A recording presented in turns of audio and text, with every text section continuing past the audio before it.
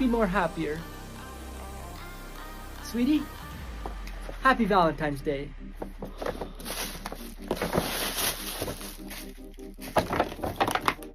Where's the jewelry? When I asked you if you wanted that, you said nothing would make you happier.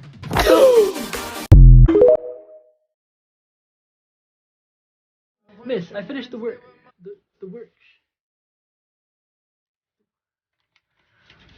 Oh my gosh, I'm calling 911. Hey, no phones in class. But he just passed out.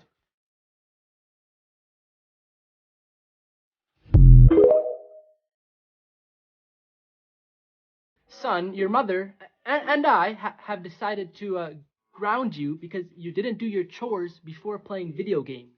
What? But I asked you, and you said I could do them later. I know, just go along with it. I didn't want to tell your mom because she would have got mad at me. Oh, okay. So I want you to turn off the computer, give me your phone, and no more electronics for the rest of the night. What? Are you serious? No, you can go downstairs and watch TV. Just act like you're upset. Okay. Come on, Dad. We have also decided you have to cook your own supper tonight. What? It's okay. I'll order you pizza to the basement. Okay. So, in a couple seconds, I'm gonna shut the door because you have nothing else to do, so you better go to bed. Come on, I'll distract Mom while you go to the basement.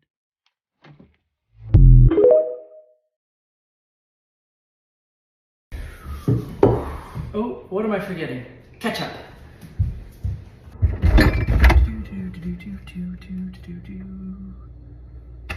No. Mom, we're out of ketchup. Really? Let me see.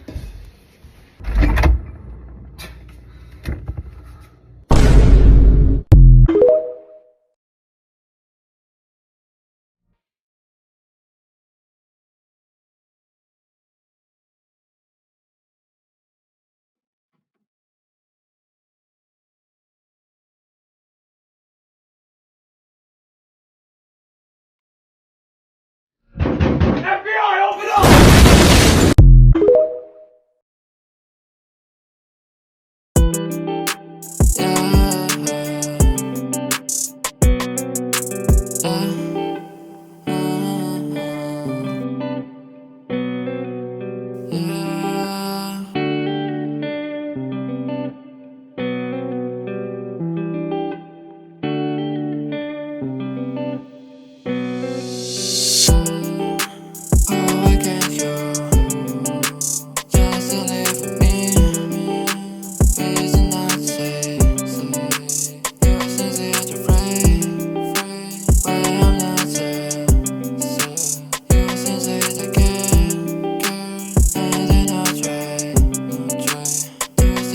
This boy lived in a bubble for 18 years. Jimmy Livingston was born with no immunity, so he had to be kept isolated. His parents made him a plastic bubble that he couldn't get out of, and they could only touch him with gloves. When he was 16, he was attracted to his neighbor Chloe, who he could see through his window. When his overprotected mom found out about this, she warned him that if he touched her, he would die. As the years went on, Jimmy and Chloe became friends. Until one day, Chloe gave him news that left him really sad. She would be leaving soon to marry her fiancé at Niagara Falls. Since Jimmy was in love with her, he decided to make a suit, so he could go outside and interrupt the wedding. A few days later, he arrived just in time to interrupt the wedding. Then he confessed his love for Chloe and got out of the suit and kissed her. His mother arrived just in time to see him and told everybody the truth. Jimmy was perfectly fine. She was just holding him captive to keep him away from the rest of the world. In the end, Jimmy forgives his mother and ends up marrying Chloe. Here's everything that happened at Travis Scott's concert. There's around 50,000 people packed into the sold-out show. When thousands of them started rushing to the stage, crushing people who had nowhere to escape, causing people to pass out because they couldn't breathe. There's footage of people from the crowd climbing the camera towers and asking for help because Travis had no clue what was happening. He did eventually see someone passed out, so he paused the show to ask security to help the person. Then, as you could see from this video, continued performing. Security, somebody help, jump in real quick, keep going, just keep it this way. In this footage, you could see an ambulance in the crowd, and then two men talking to Travis, but then they leave and he continues the show. There was a total of 25 people who were transported to the hospital and 8 of them passed away. This cop went undercover in a wheelchair to catch thieves. In Vancouver, Canada, the rate of street crimes were rising. Thieves would target people in wheelchairs because it's easier for them to escape. And unfortunately, sometimes they wouldn't just steal from them but also hurt them. So Sergeant Mark Hosley decided to run an undercover operation. The year before this operation, 28 people in wheelchairs were robbed, and 7 of them were physically attacked. The sergeant grew a beard and changed his overall appearance. He also sat in a wheelchair with expensive items to attract the thieves, then went downtown Vancouver to see if someone would rob him so he could arrest them. The operation lasted for 20 days, and in that time he had many people give him food and money. Even people who the police had suspected to be robbers before warned him to keep his expensive items away. In the end, even though they didn't catch anyone, they said it was a success,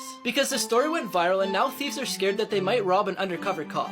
If you see an Apple AirTag that isn't yours, call the police immediately. If you don't know what it is, it's a small tracker made by Apple that's meant to be put on keys, wallets, backpacks, or whatever you don't want to lose. So if you do lose them, your phone will tell you where it is. But one man put an AirTag in a girl's jacket without her knowing. She said she took off her jacket at a restaurant and that's when it happened. It tracked her go from one restaurant to another, and even while she was walking home alone. Luckily, Apple has a safety feature that notifies you if an AirTag that isn't yours is tracking you. So she was able to find it and throw it away, but that isn't always the case. This lady was followed from the mall to her house. And again, she got a notification that told her that, but she couldn't find it. She figured it had to be somewhere on her car, so she brought it to a shop and mechanics looked it over. But they said that they couldn't find it, so be safe. Here's how they caught Ted Bundy. Ted Bundy was an American serial killer. He used his ability to talk in a polite manner to pass off as a quiet guy. Although the police had witnesses saying they seen a man with his characteristics in the same places where a woman had gone missing, they didn't find a killer. But then a sketch of Ted Bundy was released, and after this, the police received tons of calls saying they identified the killer. And finally, in 1975, the police arrested Ted for a traffic violation. He raised the police's suspicion when he wanted to leave, but they stopped him, and when they checked his car, they found questionable objects like crowbars, ski masks with holes for the eyes, handcuffs, and a lot more. He was then arrested a year later for an attempted kidnapping and sentenced to 15 years in prison. And months later, he was charged with the murder of Karen Campbell. In prison, he wasn't tied up, so he jumped out of the window of a library and escaped. He was captured a week later, but within months, he escaped again. He committed more murders both times he escaped, including a 12-year-old girl named Kimberly Leach. In 1979, he went on trial for the murders he committed at a sorority house. He was convicted and sentenced to death in the electric chair. After a bunch of appeals, he was electrocuted in 1989 and pronounced dead. But before his execution, he confessed to a bunch of murders, and it's believed that he may have committed over 50.